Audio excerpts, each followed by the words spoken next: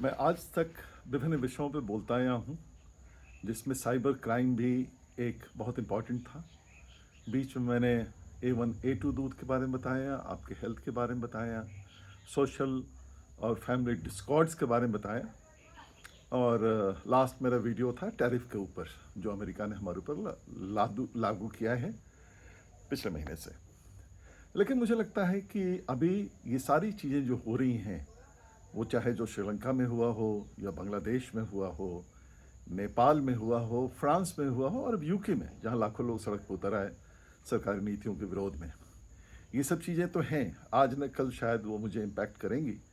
फ़िलहाल जो हमें सबसे ज़्यादा इम्पैक्ट कर रहा है वो साइबर क्राइम, जिसमें छोटे से लेके और बड़े लोग तक हज़ारों रुपये से लेके लाखों रुपये तक ठगे जा रहे हैं, लूटे जा रहे हैं लोगों से।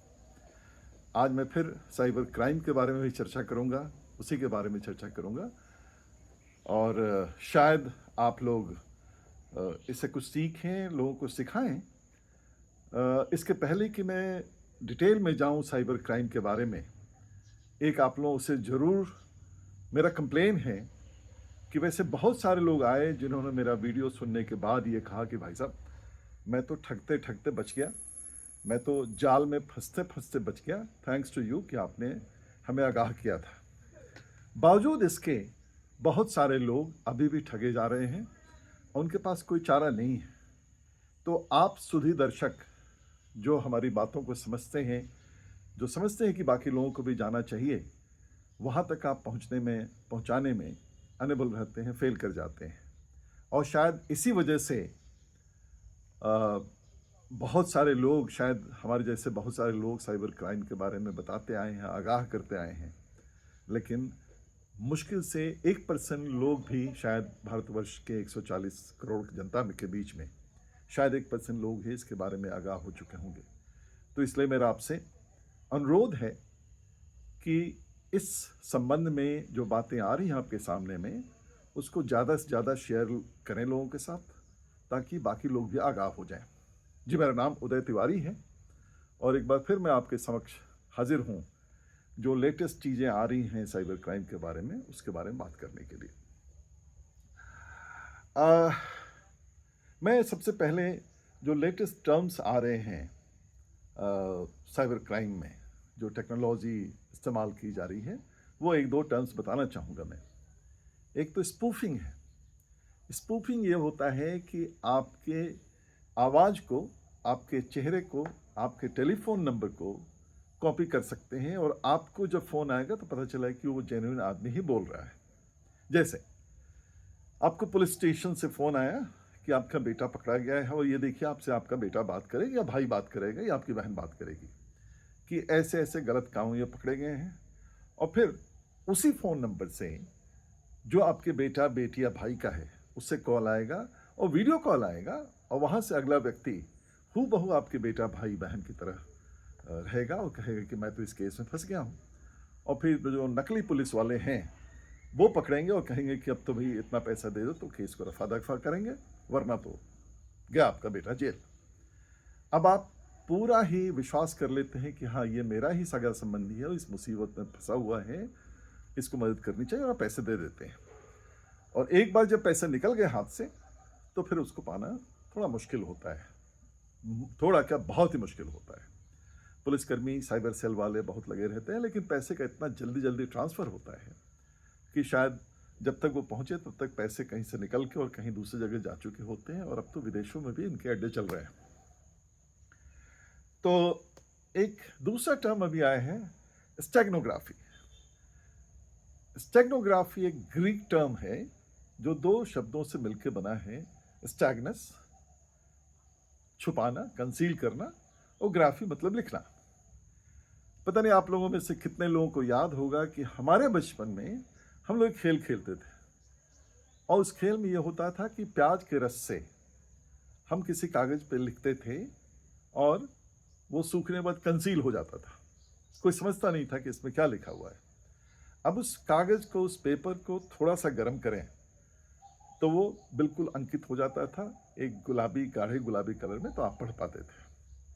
तो वही हो रहा है स्टेगनोग्राफी में। उसमें क्या करते हैं कि किसी फोटो के पीछे कुछ ऐप छुपा रहता है, कुछ लिंक छुपा होता है। अब आपको एक कॉल आया कि भाई आपका फला फला आदमी पकड़ा गया है और मैं उसका पिक्चर भेज रहा हूँ या भेज रही हूँ, और देखिए तो आप इसको जानते हैं क्या?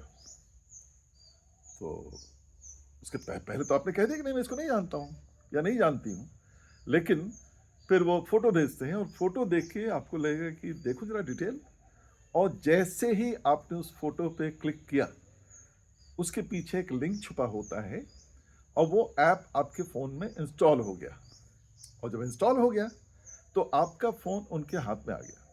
जैसे होता है ना एनी डेस्क एटसेट्रा एटसेट्रा, जो आपके कंप्यूटर को ऑपरेट करने के लिए या ठीक करने के लिए आपके एक्सपर्ट्स यूज़ करते हैं, उस तरह से वो एक किस्म का इंस्टॉलेशन है जो आपके फ़ोन में जब इंस्टॉल हो गया तो उसके बाद तो भाई आप उसके हाथ में आ गए।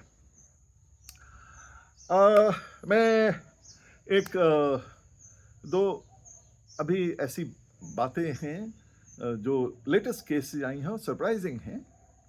उसके पहले मैं बताना चाहूँगा कि भरोसा और धोखा दोनों एक दूसरे से मिले जुले होते हैं।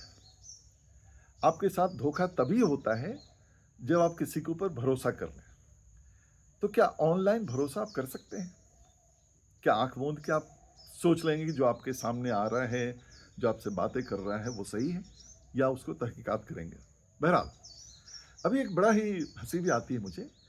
एक किसी ओल्ड लेडी ने जापान से किसी सज्जन से फेसबुक पे फ्रेंडशिप किया, बातें चलती रहीं और उस व्यक्ति ने अपने आप को इस्टेब्लिश कर दिया उस ओल्ड लेडी के दिमाग में कि मैं तो एक स्पेस ट्रेवलर हूँ।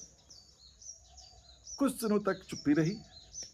उसके बाद उस लेडी ने कहा कि वेयर यू, कहाँ हो तुम इतने दिनों से? उसने कहा कि भाई मैं तो स्पेस में आया था और यहाँ ऑक्सीजन की कमी हो गई है, मुझे पैसे की ज़रूरत है, बिना पैसे के मैं ऑक्सीजन नहीं खरीद पा रहा हूँ, तो अगर कुछ हेल्प हो जाए। करते करते उसने $32,000 उस बूढ़ी औरत के अकाउंट से निकलवा लिए। क्यों हुआ? इसलिए कि वो बूढ़ी औरत ब्लाइंडली फेथ करने लगी थी। उसने दिमाग नहीं लगाया कि भाई ये सही हो सकता है क्या, क्या स्पेस में ऑक्सीजन खरीदने बेचने की बात चल रही है क्या? उसने सीधे गुड फेथ में $32,000 उसको ट्रांसफ़र कर दिए। उसके बाद से वो बंदा गायब। क्यों हुआ? इसलिए कि इस बूढ़ी औरत ने, क्योंकि उम्र के साथ साथ अपना परसेप्शन बदलता है, क्रॉस करने की क्षमता बदलती है, तो इसने किया नहीं और उसने ब्लाइंडली ट्रांसफ़र कर दिया। एक हमारे अमित दुबे हैं, मैं बहुत रिस्पेक्ट करता हूँ। मेरे ख्याल से, मेरी निगाहों में वो इंडिया के सबसे बड़े क्राइम एनालिस्ट हैं और बहुत अच्छी-अच्छी बातें करते हैं। आप लोग ज़रूर उनको सुनिएगा। वो एक कहानी बता रहे थे, शेयर मार्केट फ्रॉड में क्या-क्या होता है। अब एक सज्जन को कहीं से फ़ोन आया कि भाई मैं ऐसे-ऐसे, मैं एक्सपर्ट हूँ और शेयर मार्केट का एनालिसिस करता हूँ और मेरे पास तो ऐसे ऐप्स हैं जो फोरकास्ट करते हैं कि कल शेयर का वैल्यू किस कंपनी का क्या रहेगा। तो मेरे ख्याल से इस कंपनी का, अच्छी कंपनी का नाम लिया, इस कंपनी का शेयर कल बहुत तेजी से बढ़ेगा, ओके, चाहो तो अब ले लो। इनको विश्वास नहीं हुआ। उन्होंने कहा देखता हूँ। ठीक है, नेक्स्ट डे देखा गया शेयर का सचमुच कीमत बढ़ गया। दूसरे दिन फिर उनका फोन आया कि आपने भरोसा नहीं किया ना, मैंने कहा था वो देखिए शेयर वैल्यू भाग गया। दूसरे दिन फिर फोन आया, कहा कि चलो एक और देखते हैं, फला कंपनी के शेयर की वैल्यू कल बहुत घटेगी,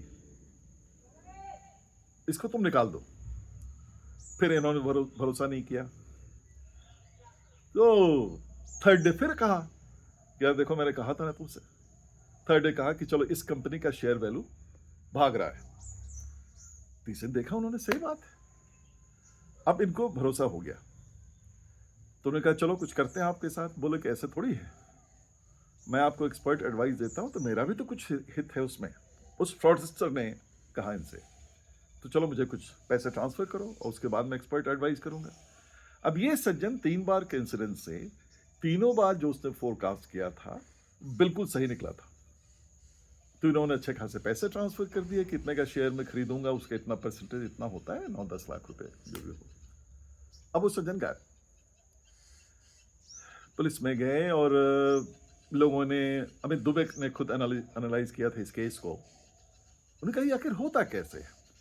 जो फर्दर डीप एनालिसिस इस बात की हुई कि आदमी कैसे फोरकास्ट कर लेता है, तो ये हुआ कि एक जो प्रोबेबिलिटी का केस होता है स्टैटिस्टिक्स के हिसाब से, या प्रिंसिपल ऑफ कोइंसिडेंस होता है, उसका खेल इस बंदे ने खेला था।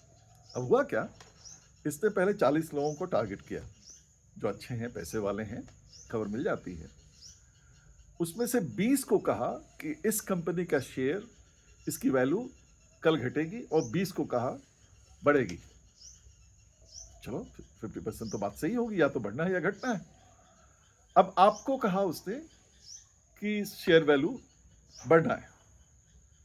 40 में से 20 लोगों को बात सही होगी, कुछ भरोसा जमा उनका। दूसरे दिन उन 20 लोगों में से फिर 10-10 को टारगेट किया कि शेयर वैल्यू घटेगा या बढ़ेगा। 10 को बताया कि बढ़ेगा, 10 को बताया घटेगा। अब 10 में बात सही हो गई। अब 10 के बाद 5 के 2 ग्रुप उसने बनाए।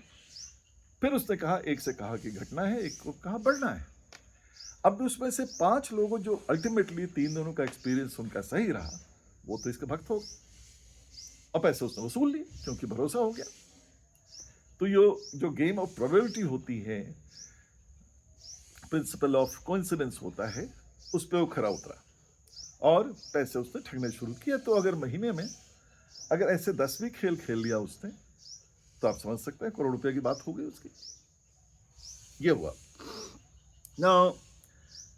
एक चीज मैं और आपको टिप्स देना चाहूंगा।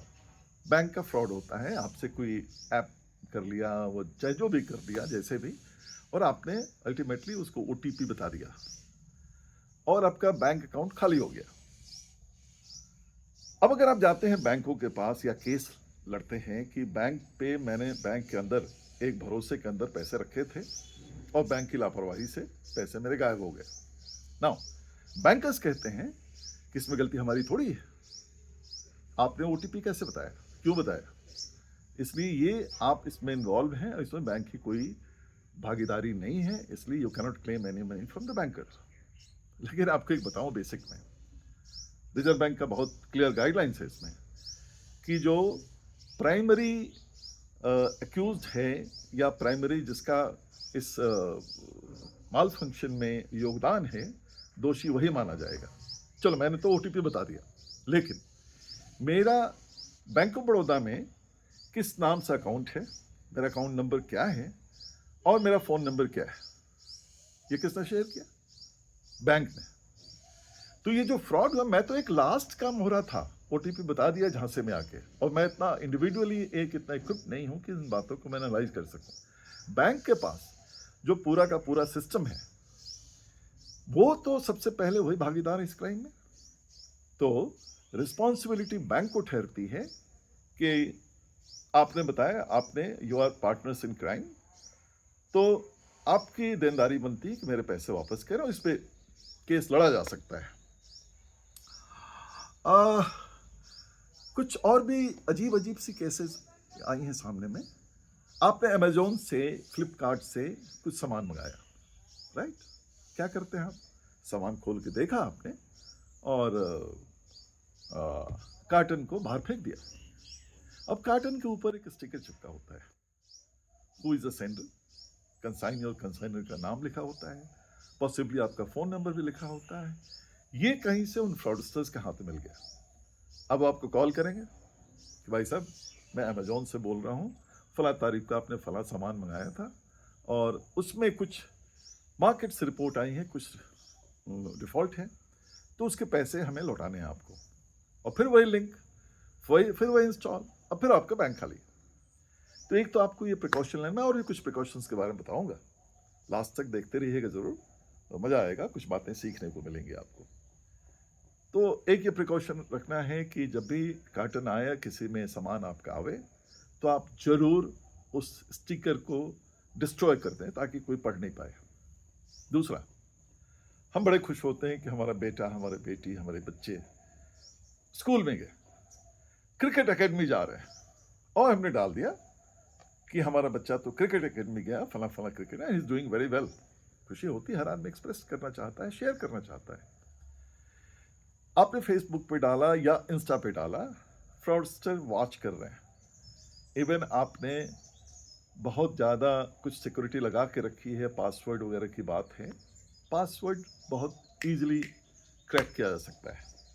इसके लिए मैं जो ऑथेंटिकेशन होता है, टू वे ऑथेंटिकेशन, मैं उसको स्ट्रांगली सजेस्ट करूंगा कि आपके इसमें बहुत होना चाहिए, ताकि आप ज़्यादा सिक्योर फील करें। दूसरा, आप कहीं घूमने गए, पिकनिक बना रहे हैं और उसका फोटो डाला। मैं अगर फ्रॉडस्टर हूँ, मैंने देखा, अरे भाई ये तो समृद्ध है, इससे पैसे वसूले जा सकते हैं, वो मैं कुछ करूँगा। आपने अपने घर में पार्टी दी, आपके दोस्त भी उसमें हैं, आपने शेयर किया, और आजकल बहुत इजी है, तमाम एआई टूल्स आए हैं जिनसे आपका फोटो देख के मैं पहचान जाऊंगा कि आपकी शख्सियत क्या है।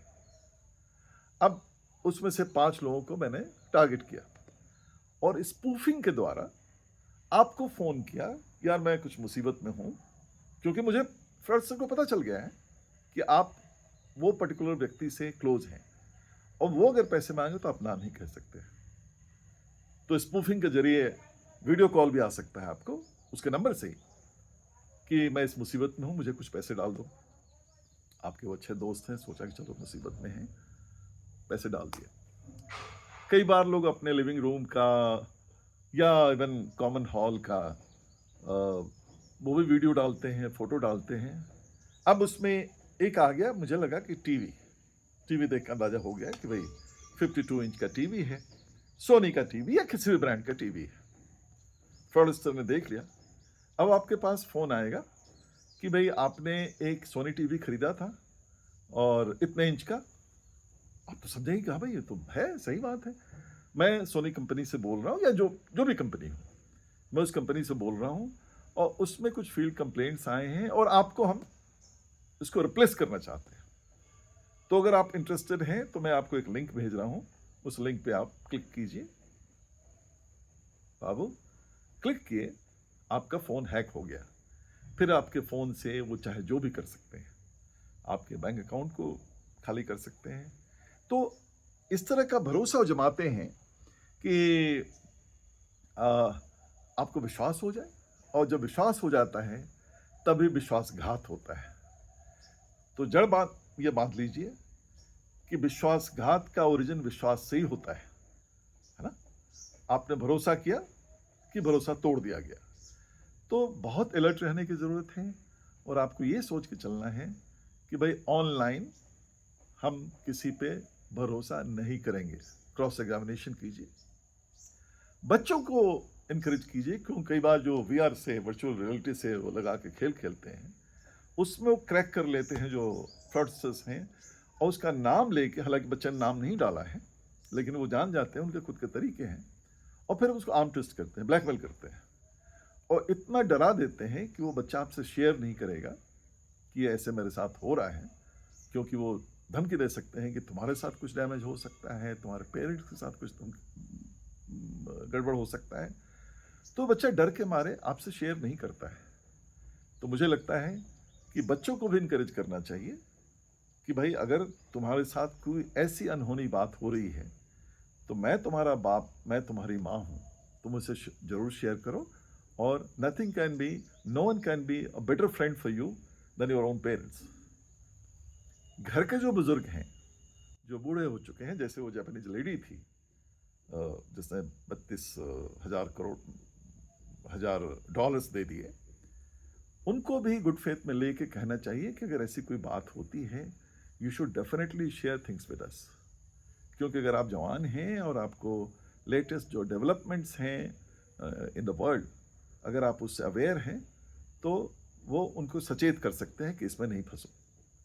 ऐसे बहुत सारे केसेस आते हैं, इसलिए आज मैंने सोचा कि एक लंबे अंतराल के बाद मैं साइबर क्राइम के बारे में ज़रूर आपसे बताऊं, और इस तरह से मेरा वीडियो देखते रहिए। और एक बार फिर निवेदन करूंगा कि आप इन बातों को, अगर आपको कन्विंसिंग लगे, तो आप ज़रूर अपने हित मित्र, दोस्तों में, संबंधियों में इसको शेयर करें, बच्चों को कन्विंस करें कि ऐसा होता है, और बुज़ुर्गों को ज़रूर समझाएं कि ये सब ऑनलाइन झांसे में नहीं आना है। मिलेंगे फिर। Thank you very much.